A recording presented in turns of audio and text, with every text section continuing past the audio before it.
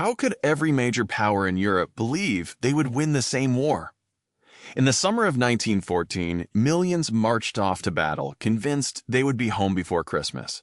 But almost every one of them was wrong. The answer begins long before the first gunshot was fired. By 1914, Europe had been divided into two rival alliance systems: the Triple Alliance of Germany, Austria-Hungary, and Italy, and the Triple Entente of Britain, France, and Russia. What was meant to preserve peace instead ensured that one conflict could rapidly engulf an entire continent. In Berlin, crowds celebrated as soldiers marched confidently toward the front. Many Germans believed their army was the finest in Europe and expected a swift victory over France. German confidence rested on one bold strategy: the Schlieffen Plan. Its goal was to defeat France in roughly 6 weeks by advancing through neutral Belgium before Russia could fully mobilize in the east. If the plan succeeded, Germany believed it could avoid a long and costly two-front war. France was just as certain that victory would be theirs. The dream of reclaiming Alsace-Lorraine after the Franco-Prussian War inspired thousands to volunteer with confidence. French commanders launched Plan 17. Believing aggressive attacks and national spirit would break German defenses, but they underestimated the devastating power of modern machine guns and heavy artillery. Within weeks, optimism gave way to staggering casualties. Meanwhile, Russia prepared the largest military mobilization in Europe. Its vast population convinced many that sheer numbers alone could overwhelm Germany. By the end of the war, the Russian Empire had mobilized around 12 million soldiers, the largest force of any nation in the conflict. Yet poor rail networks, weak logistics, and slow communications made moving and supplying those armies incredibly difficult. Russia's greatest strength would soon become one of its greatest weaknesses. Britain entered the war on August 4, 1914, after Germany invaded neutral Belgium. Most Britons believed their powerful navy and professional army would help bring a quick Allied victory. The Royal Navy was the largest and most powerful fleet in the world. British leaders believed a naval blockade would cut Germany off from food, raw materials, and global trade, forcing it to surrender. Like every other major power in 1914, Britain expected the war to end far sooner than it actually did. For a moment, every capital in Europe shared the same confidence. Millions of soldiers boarded trains, believing they were marching toward victory, not into one of history's deadliest wars. On paper, Germany's strategy looked almost perfect.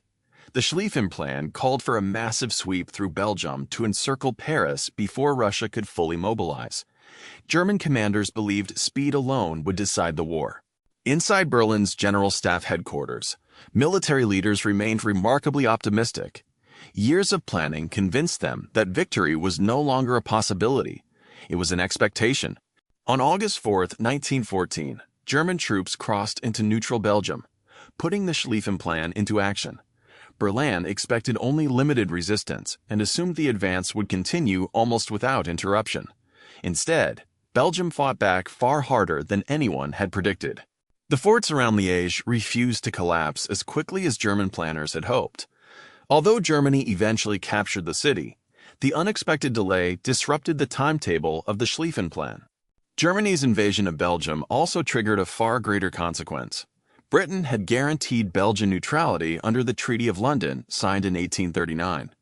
That same day, Britain declared war on Germany, transforming a continental conflict into a much larger one. Within days, the British Expeditionary Force landed in France to support its ally. Though relatively small, its professional soldiers would soon play an important role in slowing the German advance. Back in Paris, civilians still believed the war would end before Christmas. Families waved goodbye with smiles, expecting their loved ones to return home within months. Few realized they were witnessing the beginning of a conflict that would last more than 4 years. Everything changed in early September 1914 at the First Battle of the Marne. French and British forces stopped Germany's advance just outside Paris, ending any hope of a quick victory in the West. After the Battle of the Marne, both sides began digging trenches instead of advancing. Those temporary defensive lines soon stretched for nearly 700 kilometers from the North Sea to the Swiss border. The fast-moving war everyone had expected was over, and a brutal war of attrition had begun. While Germany focused on the West, Russia launched its offensive sooner than Berlin had expected. The Russian Empire believed its enormous manpower could overwhelm Germany before the war was decided elsewhere. By the end of World War I, Russia had mobilized approximately 12 million soldiers, the largest army of any nation in the conflict. German intelligence had expected Russian mobilization to take much longer, but two Russian armies entered East Prussia in August 1914. The speed of that advance forced Germany to react immediately. Behind the impressive numbers, Russia faced serious logistical problems. Its rail network, communications, and supply systems struggled to keep pace with the rapid movement of hundreds of thousands of troops. Germany responded by appointing Generals Paul von Hindenburg and Erich Ludendorff to command the defense of East Prussia. Using intercepted Russian radio messages and efficient railway movements, they concentrated their forces against one Russian army at a time. It was a textbook example of turning information and mobility into decisive advantages. Between August 26th and August 30th, 1914, the Battle of Tannenberg completely changed the situation. German forces surrounded Russia's Second Army before it could coordinate with the First Army. The defeat was catastrophic for Russia. Around 92,000 Russian soldiers were taken prisoner, while tens of thousands more were killed or wounded. General Alexander Samsonov, unable to face the scale of the disaster, took his own life shortly after the battle. Tannenberg proved that numbers alone could not guarantee victory. Superior planning, communications, and logistics allowed Germany to defeat a much larger opponent. Across the North Sea, Britain placed its confidence in a very different weapon. The Royal Navy controlled the world's largest fleet and dominated global sea lanes at the outbreak of the war. British leaders believed that cutting Germany off from overseas trade would eventually force it to surrender. The naval blockade gradually restricted Germany's access to food, fuel, and essential raw materials. Although the blockade became one of Britain's greatest strategic successes, it could not deliver the quick victory many had expected in 1914. Inside the Admiralty in London, confidence remained high during the first months of the war. British planners believed economic pressure, combined with victories on land, would bring Germany to the negotiating table. Instead, the conflict continued to expand, drawing millions more soldiers into a war that had already outgrown every prediction. The war that changed the world began with 2 gunshots in Sarajevo on June 28, 1914. Few could have imagined that the assassination of Archduke Franz Ferdinand would trigger a chain reaction across Europe. Gavrilo Princip's bullets killed the heir to the Austro-Hungarian throne and his wife, Sophie. 1 month later, Austria-Hungary declared war on Serbia on July 28th, believing the conflict would end quickly.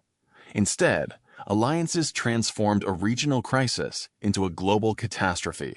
Within days, Europe's alliance system came crashing into action.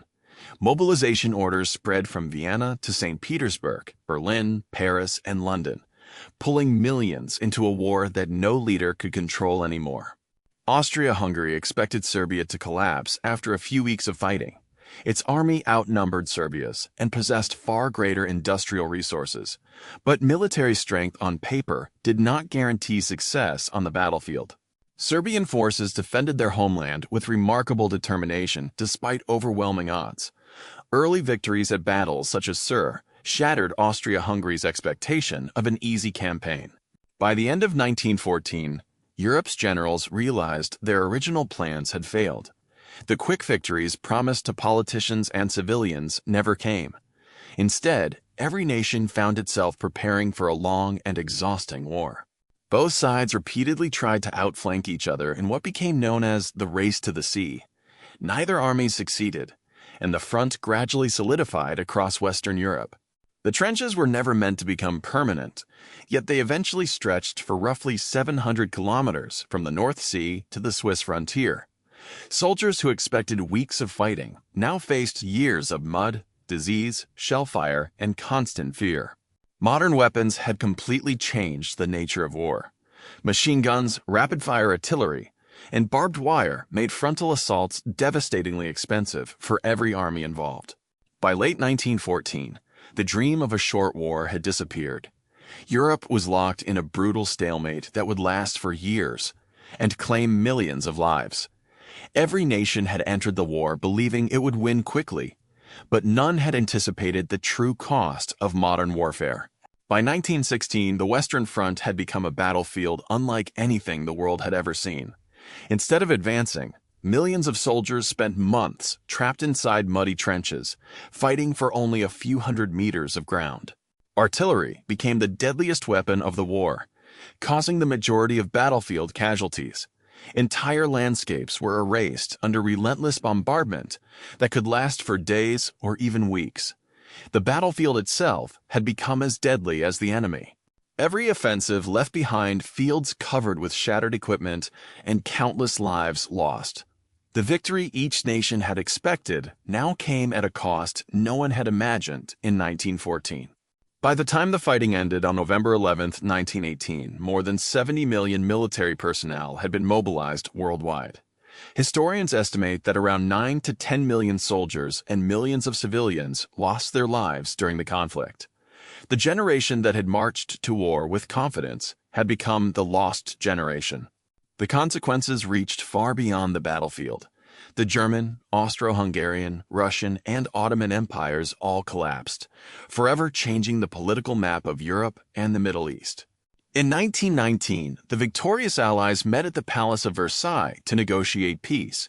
The Treaty of Versailles imposed harsh military, territorial, and financial penalties on Germany. Many historians believe those terms helped create the conditions that eventually led to World War II. The celebrations of 1914 and the reality of 1918 could not have been more different. Families who once waved goodbye with smiles now welcomed home survivors carrying the scars of 4 years of industrial warfare, or never saw them return at all. Europe looked completely different after the war. Old empires disappeared, new nations emerged, and millions of people suddenly found themselves living in different countries without ever moving. The balance of power that had existed for centuries was gone forever. For those who survived, the memories of the trenches never truly disappeared.